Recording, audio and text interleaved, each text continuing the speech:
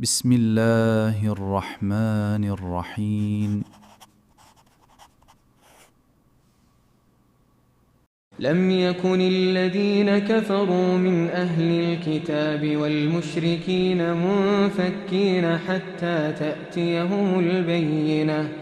رسول من الله يتلو صحفا مطهرة فيها كتب قيمة وما تفرق الذين أوتوا الكتاب إلا من بعد ما جاءتهم البينة وما أمروا إلا ليعبدوا الله مخلصين له الدين حنفاء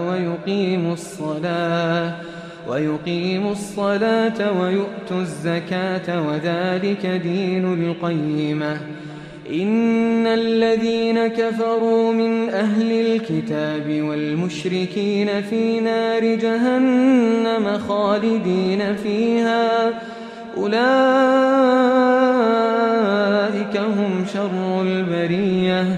إن الذين آمنوا وعملوا الصالحات أولئك هم خير البرية جزاؤهم عند ربهم جنات عدن تجري من تحتها الأنهار خالدين فيها أبدا رضي الله عنهم ورضوا عنه ذلك لمن خشي ربه.